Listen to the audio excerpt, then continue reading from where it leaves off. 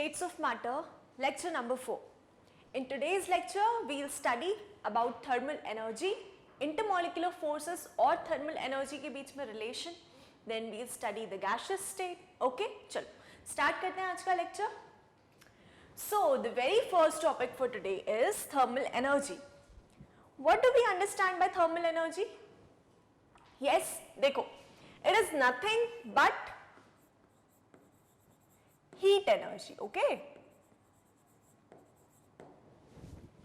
Thermal word का मतलब होता है हीट.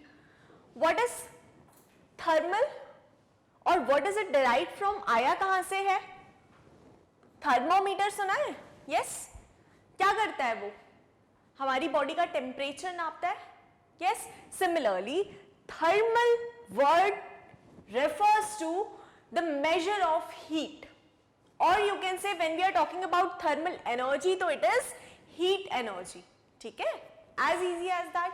चलो, thermal energy is the energy of a body arising from the motion of its atoms or molecules. बहुत important statement है. ये originate कैसे होती है? कैसे? How does it develop?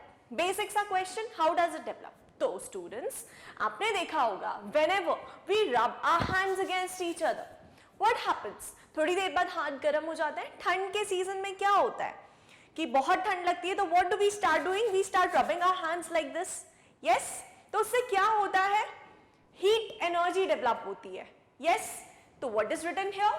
Thermal energy is the energy of a body arising from the motion of its atoms or molecules. तो अगर जो atoms और molecules present हैं, ठीक है, वो move करेंगे तो won't they rub against each other? Obviously. तो उनमें भी तो हीट एनर्जी प्रोड्यूस होना स्वाभाविक है, नेचुरल है, isn't it? Yes. So that is what is said कि thermal energy is the energy of a body arising from motion of its atoms or molecules. ठीक है? So this is the depiction. See, solids में क्या होता है? Atoms बहुत पास होते हैं. Yes? तो what do they do? अब वो escape तो कर नहीं सकते, अपनी जगह से भाग तो सकते नहीं है. तो what do they start doing? जैसे ही हीट एनर्जी इनको सप्लाई करते हैं, they start vibrating in their very own places like this. ठीक है? This is what happens. अब लिक्विड में मॉलिक्यूल्स दूर दूर होते हैं तो क्या होता है? इनको हीट देने पर what do they do? Liquid से वेपर फेज में एस्केप कर जाते हैं. ठीक है? This is what happens. चलो, let us move on now. So I hope this statement is clear for all of you. It is directly proportional to the temperature of the substance. Thermal energy को क्या बोला है?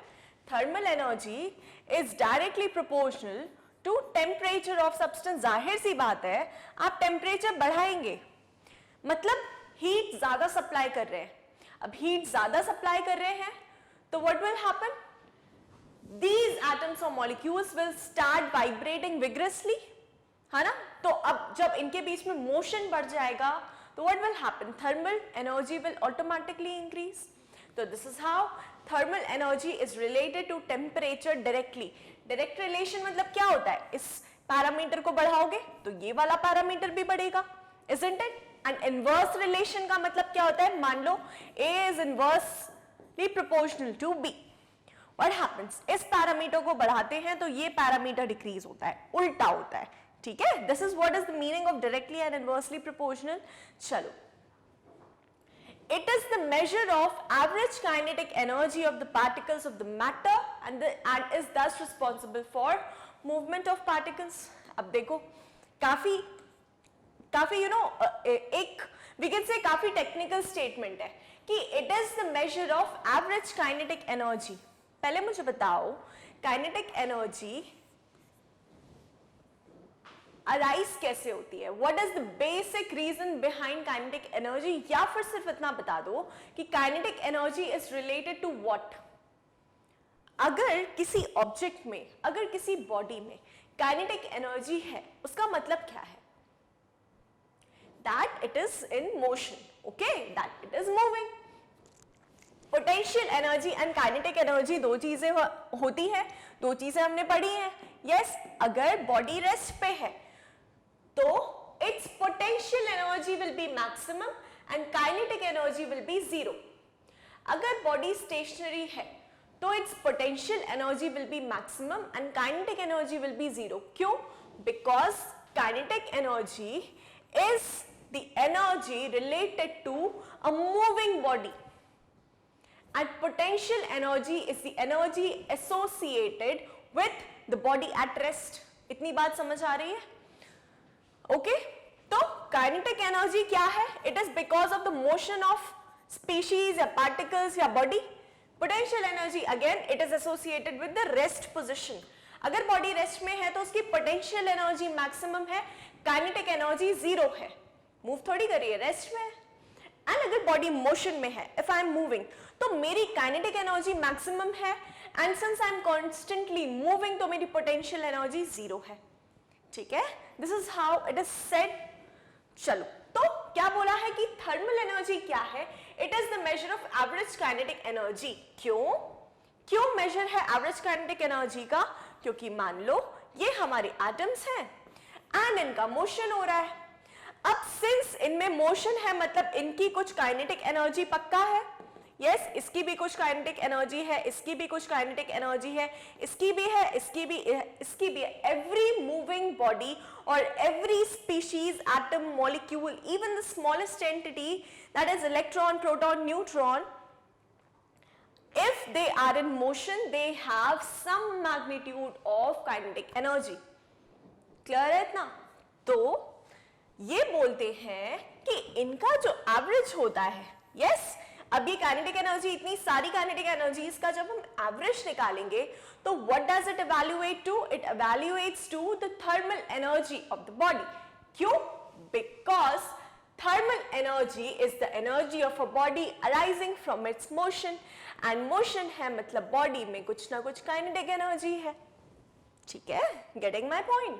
So this is what is all about the third point, कि it is the measure of average kinetic energy of the particles of the matter and is responsible for movement of particles and is responsible for the movement of particles. ठीक है, clear है? चलो, this movement of particles is called thermal motion.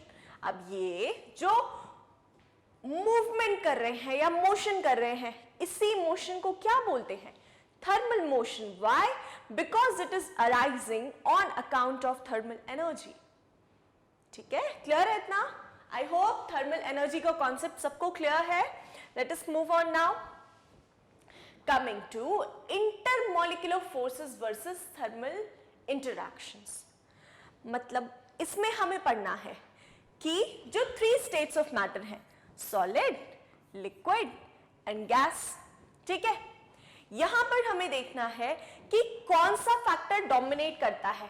Intermolecular forces dominate करते हैं या फिर thermal interactions dominate करते हैं. ठीक है, ये चीज हमें देखनी है इसमें. ओके, तो चलो इसको ऐसे ही समझ लेते हैं, इसमें ज्यादा कुछ है नहीं. सॉलिड है, लिक्विड है, गैस है, इनका हम पिक्टोरियल रिप्रेजेंटेशन बना लेते हैं. सॉलिड में एटम्स बहुत पास पास है, लिक्विड्स में क्या है? लिक्विड्स में दूर दूर है, गैसेस में बहुत ज्यादा दूर है. Yes, this is how it is been said. Solids के लिए क्या बोला जाता है? इंटरमॉलिक्यूलर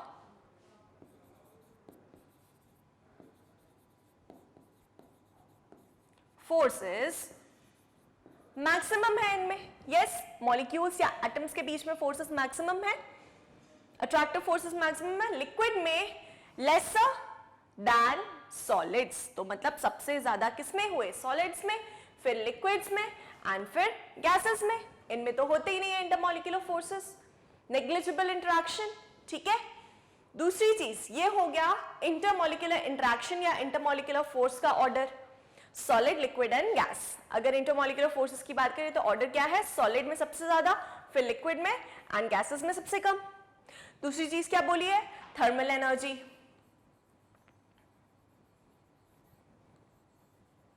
ठीक है, थर्मल एनर्जी. तो किसमें ऐसा, अगर बाय डिफॉल्ट हम माने तो किसमें सबसे ज्यादा हो सकती है? Gases, liquids and solids.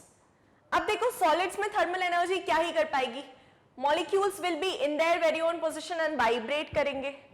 Liquids में what will happen, they are free to move, okay, तो से they can escape to form gases, ठीक है, एंड गैसेस में ऑलरेडी पार्टिकल्स इतने ज्यादा दूर हैं, तो व्हाट विल हैपन, और ज्यादा दूर हो जाएंगे, yes, we can conclude like that. तो थर्मल एनर्जी का order solid, liquid and gases में कैसा होता है, सॉलिड्स में सबसे कम, लिक्विड्स में, एंड देन फिर गैसेस में सबसे ज्यादा, मतलब कि डोमिनेटिंग फैक्टर इस केस में, लाइक अगर थर्मल एनर्जी की बात करें तो वो गैसेस में सबसे ज्यादा है, एंड इंटरमॉलिक्यूलर फोर्सेस की बात करें तो वो सॉलिड्स में सबसे ज्यादा है। Is my point clear students? चलो let us move on.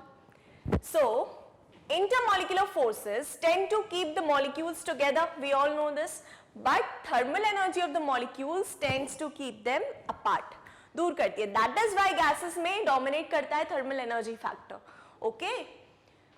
Three states of matter are the result of balance between intermolecular forces and the thermal energy of molecules, ठीक है? अगर मान लो मैं बोल रही हूँ intermolecular forces बहुत कम है, थर्मल एनर्जी का मैग्नीट्यूड सबसे ज्यादा है, तो how will the matter exist, it will exist as a gas, yes. अगर इंटरमॉलिक्यूलर फोर्सेस मैक्सिमम है, थर्मल एनर्जी बहुत कम है, तो the matter will exist as a solid, ऐसे ही होगा। और अगर दोनों एप्रिशिएबल है, इंटरमॉलिक्यूलर फोर्सेस इज लगभग इक्वल टू थर्मल एनर्जी, तो how will a molecule exist, like a liquid, ठीक है। चलो, so as we go from gases to liquids to solids, what is the dominating factor, intermolecular interactions, ठीक है।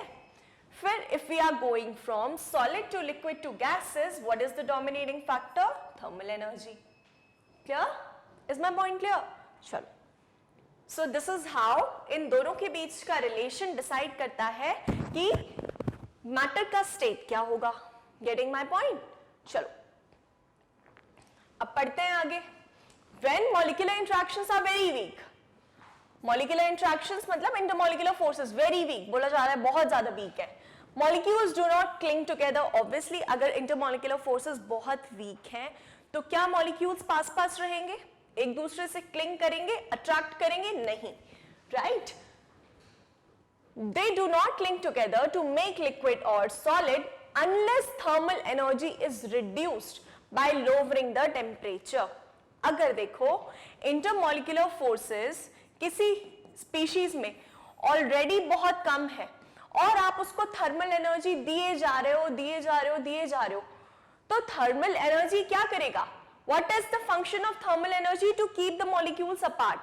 What is the function of intermolecular forces to keep the molecules together? अब intermolecular forces already बहुत weak है या कम है, तो molecules already दूर है। अब आप उसको thermal energy भी provide कर दें तो वो और दूर हो जाएंगे, होगा या नहीं होगा? Yes, तो क्या करना है कि thermal energy को फिर हमें कम करना है। कैसे कम करेंगे? By lowering the temperature. Temperature आप कम करोगे तो थर्मल एनर्जी ऑटोमेटिकली कम होगी। क्यों? क्योंकि हमने पढ़ा था thermal energy is directly proportional to temperature. Yes, आप टेम्परेचर कम करोगे, थर्मल एनर्जी ऑटोमेटिकली कम होगी। अब थर्मल एनर्जी कम कर दी तो क्या किया? मतलब कि एक प्रोबेबिलिटी ऐसी हो गई कि थर्मल एनर्जी कम करने की वजह से now molecules can at least stay in their places, उनमें मोशन नहीं है उतना विग्रस मोशन, ठीक है, जितना कि इनिशियल कंडीशन में था। तो अब क्या हो सकता है? चांसेस हैं कि हम अपने गैसियस स्पीशीज को लिक्विड या सॉलिड में कन्वर्ट कर ले। सबसे बेसिक एग्जांपल, रेफ्रिजरेटर में what happens if you have kept some liquid, okay, if you have kept some liquid, example समझना ध्यान से। If we have kept some liquid in a bowl, yes, and इसमें intermolecular forces से appreciable है, लेकिन अगर इसको सॉलिड में कन्वर्ट करना है, ठीक है, लिक्विड को सॉलिड में कन्वर्ट करना है स्टूडेंट्स, इस पर्टिकुलर लिक्विड को, तो क्या करना होगा? इससे थर्मल एनर्जी कम करनी होगी। इसकी थर्मल एनर्जी ऑब्वियसली हमें कम करनी होगी। तो what does the refrigerator do? It extracts out the heat from the food materials we can say, और whatever material is kept in the refrigerator. ठीक है, अगर आप किसी चीज से हीट निकालोगे तो वो ठंडी ही होगी ना, isn't it? Yes, thermal energy आप कम कर रहे हो, हीट निकाल रहे हो, मतलब कि हीट एक्सट्रैक्ट आउट कर रहे हो, मतलब आप उसका टेम्परेचर कम कर रहे हो, मतलब कि आप उसकी थर्मल एनर्जी कम कर रहे हो, है ना। अब थर्मल एनर्जी कम हुई है तो मॉलिक्यूल्स क्या करते हैं? पास पास आना स्टार्ट करते हैं, and that is how a liquid converts to solid in a refrigerator. क्या किया हमने? सिंपली थर्मल एनर्जी कम कर दी by lowering down the temperature. Temperature कम करना मतलब कि टेम्परेचर को बढ़ा। अच्छा, काफी लोग ये समझते हैं कि अगर हम टेम्परेचर को कम कर रहे हैं उसका मतलब होता है, देखो, इफ आई एम सेइंग कि टेम्परेचर बहुत ज्यादा है, मतलब ये नहीं कि ठंडी है, इट मीन्स कि हॉट फैक्टर ज्यादा है। Okay, getting my point? And if I am saying कि टेम्परेचर बहुत कम है तो दैट डजंट मीन कि गर्मी है। ठीक है, सीधी सी बात है। If I am talking about low temperature and if I am talking about high temperature, high temperature मतलब होता है, हाई टेम्परेचर मतलब होता है hotness, okay, and low temperature मतलब होता है coldness. I have often seen people confusing these two terms, like in general or in daily life also I have seen this say कि AC का temperature बढ़ा दो, गर्मी लग रही है। अरे बढ़ा दो मतलब होता है कि और ज्यादा कर दो, बढ़ा दो मतलब और हॉट कर दो। Like if it is on 25 degree Celsius तो उसको कितना कर दो? 38-39 degree Celsius, like that, like that. People do this mistake very often. Therefore, I am telling कि अगर टेम्परेचर ज्यादा है मतलब कि हॉटनेस है, गेटिंग, एंड टेम्परेचर कम है मतलब कोल्डनेस है। That is what is the basic difference. Do not confuse the two terms. ठीक है, तो इतना क्लियर है? चलो, now gases do not liquefy on compression only. अच्छा, ठीक है, हाँ, very important point। देखो क्या बोला है कि if this is a gas beaker, आप इनको, पहले इनिशियल प्रेशर कुछ नहीं था, अब इनिशियल प्रेशर ये हो गया है, यस, अब इनिशियल प्रेशर ये हो गया है, तो गैस मॉलिक्यूल्स क्या है? पास पास है। लेकिन ऐसा करने से सिर्फ उनके बीच का स्पेस हम कम कर रहे हैं, सिर्फ और सिर्फ उनके बीच का हम स्पेस कम कर रहे हैं, क्योंकि गैसेस में इंटरमॉलिक्यूलर स्पेसेस बहुत ज्यादा होते हैं। तो ऐसा करने पर हमने सिर्फ वो स्पेस खत्म किया है मॉलिक्यूल्स को। They cannot be liquefied until and unless उनको थर्मल एनर्जी कम प्रोवाइड करे। देखो, gases do not liquefy on compression only, although molecules come very close to each other. क्यों? क्योंकि हमने उनके स्पेसेस खत्म कर दिए। ठीक है, देखो, I explain to you. If this is a beaker, initially molecules इतने दूर दूर थे, ठीक है, and this was the piston. Piston कोई प्रेशर नहीं लगा रहा था। अब हमने क्या किया कि पिस्टन यहां ले आए, ठीक है। तो व्हाट हैपेंड कि ये इतना जो स्पेस है ये हमने कट डाउन कर दिया, ये हमने रूल आउट कर दिया, okay, all of the space. तो अब क्या हो गया? मॉलिक्यूल्स पास पास आ गए कंपैरेटिवली, अब स्पेस कम बचा है इनके बीच में। तो सिर्फ इतना करते हैं, अगर हम प्रेशर ज्यादा करते हैं ना, तो इसका मतलब ये नहीं है कि गैस जो है वो लिक्विड में कन्वर्ट हो जाएगी। No, molecules will come closer to each other because उनका स्पेस कट डाउन हो जाएगा। यहां देखो, molecules come very close to each other and intermolecular forces operate to the maximum. अब molecules पास पास आ गए तो इनमें intermolecular forces भी हैं, सही बात है ना? However, when the thermal energy of the molecules is reduced, लेकिन अब पास पास तो आ गए हैं, ठीक है, लिक्विड कंडीशन हमने मीट कर ली है molecules की पोजीशन के टर्म में। लिक्विड में molecules पास पास होते हैं, यस, तो ये कंडीशन तो मीट कर ली। लेकिन अब फाइनली गैस को अगर लिक्विड में कन्वर्ट करना है तो इसकी थर्मल एनर्जी कम करनी पड़ेगी। Getting my point? क्योंकि अगर थर्मल एनर्जी आप ज्यादा देंगे तो थर्मल एनर्जी का काम है मॉलिक्यूल्स को दूर दूर करना, इंटरमॉलिक्यूलर फोर्सेस का काम है मॉलिक्यूल्स को पास में रखना। ओके, तो थर्मल एनर्जी हमें कम करनी पड़ेगी। सो thermal energy of the molecules is reduced by lowering down the temperature, the gas can be very easily liquefied. तब हम गैस को लिक्विड में कन्वर्ट कर सकते हैं and this process is called liquefaction of gas. Getting my point? Clear है इतना? ठीक है? I hope this much is clear to all of you. चलो, let us move on to the gaseous state. We all are aware of what exactly is a gaseous state, yes? चलो देखते हैं. See, gaseous state is the simplest state of matter. Only 11 elements exist as gases under NTP. What is NTP? Normal conditions of temperature and pressure. मतलब कि आप कह लो room temperature. अगर ये जो कंडीशंस हैं जिसमें I am there और जिसमें you are sitting there and studying, तो what is that? That is normal conditions of temperature and pressure. ठीक है? और you can say room temperature conditions. Room temperature conditions. ठीक है? This is what is being said when we talk about NTP. Okay? तो अब हमारे पास कितने elements हैं पीरियोडिक टेबल में? 118. ठीक है? और इन कंडीशंस में नॉर्मल, इस कंडीशन में सिर्फ और सिर्फ how many elements are present naturally as gases? 11 elements. This is L, okay? 11 elements. Can we see oxygen around us? No. Right?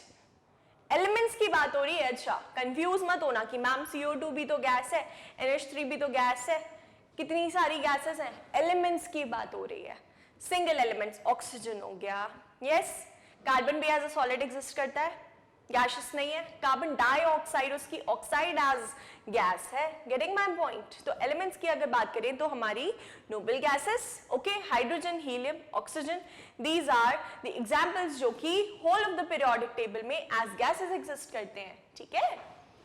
चलो, the gaseous state is characterised by, these are the characteristics. देखो आपने ये बहुत पहले से पढ़ा है. It is just a simple revision क्योंकि we are now moving towards the various laws that we can say that govern the gaseous state. Okay? So the gaseous state is characterized by high compressibility. They can be compressed as much as we want. Like we saw कि हम उनका space cut down कर सकते हैं and उनके molecules या gaseous molecules को पास में ला सकते हैं. तब उनके बीच में इंटरमॉलिक्यूलर फोर्स मैक्सिमम होगा. ठीक है? Gases exert pressure equally in all the directions. ठीक है? They exert pressure equally in all the directions. This is one of the characteristic. Then comes gases have much lower density than solids and liquids. मतलब per unit volume कितने molecules present हैं, that is density ना. तो solids में ज्यादा होते हैं. अगर हम यूनिट वॉल्यूम की बात करें तो सॉलिड्स में ज्यादा होते हैं, लिक्विड्स में उससे कम, गैसेस में सबसे कम. तो डेंसिटी सबसे कम किसकी हुई? गैसेस की. This is what is said. तो these are a few characteristics for the gaseous state. Okay, चलो. The volume and shape of gases is not fixed. Obviously volume fix नहीं है और शेप भी फिक्स नहीं है. Liquid takes the shape of a container, solids का shape fixed होता है लेकिन गैसेस में ऐसा नहीं होता. They assume volume and shape of the container. Okay, एक तरह से बोल सकते हैं कि अगर ये कंटेनर है एंड इसमें हमने गैस मॉलिक्यूल्स फिल किए हैं तो क्या शेप है? It is they are pre occupied in a container, we can say. ठीक है? फिर gases mix evenly and completely in all proportions without any mechanical aid. कोई मेहनत नहीं करनी पड़ती है. ठीक है? देखो, कोई मेहनत नहीं करनी पड़ती, इसका मतलब अच्छा क्या है? What does this mean? See, if I'm taking a beaker, okay, and I'm putting some ruafza in this. यहाँ पर ruafza I have put and then liquid. तो क्या करना पड़ता है? मिक्स करना पड़ता है, इसको स्टर करना पड़ता है, तभी जाकर के इवनली पूरा हमें पिंक सोल्यूशन देता है. ठीक है? This is what happens in general. But gases के केस में ऐसा नहीं है. गैसेस के केस में वी हैव सीन कि if in one corner of the room we are spraying the deodorant, then उसकी स्मेल पूरे रूम में आने लगती है एक पॉइंट के बाद. यहां पर स्प्रे करोगे, इमीडिएटली उस कॉर्नर में जाओगे तो नहीं आएगी, लेकिन just let the few minutes pass and then you can see that whole of the room is having that fragrance.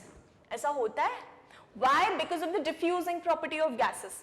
Gas molecules diffuse equally in all the directions. ठीक है? Getting my point? So that is what is said. कि gases mix evenly and completely in all proportions without any mechanical aid. कोई मेहनत नहीं करनी पड़ी है. अब यहाँ पर अब इस corner of the room में मैंने deodorant spray किया है, तो क्या मैं ऐसे उसको mix कर रही हूँ spoon से पूरे room में? नहीं ना. तो mechanical aid लगी ही नहीं. Isn't it? That is what is said. चलो. Simplicity of gases is due to the fact that the forces of interaction between their molecules are negligible. Gases simple क्यों है? क्योंकि इनके जो molecules हैं उनके बीच में force of attraction कुछ है ही नहीं. It is negligible, we can say. So that is why gases are simple. Okay, getting my point? So students, these were the few characteristics of gaseous state we all are aware of. हम बहुत पहले से पढ़ रहे हैं. Okay, चलो. So that's all for today's lecture. We'll continue with our class in our next lecture with the same topic. Great. Have a great day all of you. Bye.